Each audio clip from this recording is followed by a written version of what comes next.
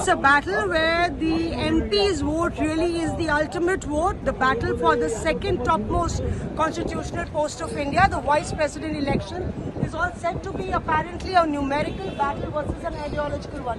How do you really see it in Maharashtra? Really, do you think there is going to be a lot of swinging of votes in your favor from the opposition? I don't like to use the term swinging of votes. What I do believe is that many people in Maharashtra, many MPs have, I know several MPs who have expressed their keenness, eagerness, regardless of party lines, to support C.P. Radhakrishnan. Why is that? Entirely based on, he's been a governor of Maharashtra. People have seen how he's operated as a governor of the state.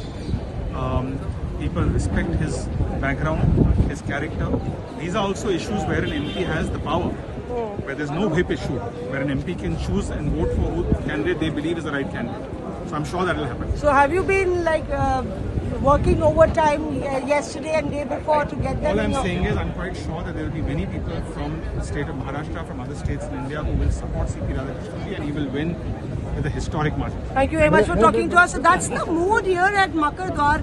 If I give you a 360-degree ringside view, all these MPs are all pepped up to cast their vote. And there's a victory sign that's been waved by all these Gujarat MPs. Yes, of course. So the Gujarat BJP MPs are all upbeat and they really feel that this battle is going to be a very clear victory for the NDA.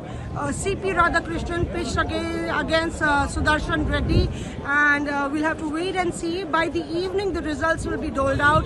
It's a very technical election where you have to cast your vote according to a 1 or a 2. In fact, you can cite your preferences, but either side's perhaps choosing only number 1 as a way of casting the vote. There's not going to be a second preference from either sides, whether it's the NDA or the India or the opposition bloc. So interesting battle, and one will have to wait and see whether really the opposition can hammer in that ideological or the Antaratma ki awaaz call and top up some numbers for themselves. This is Mosmi Singh in Delhi for India Today.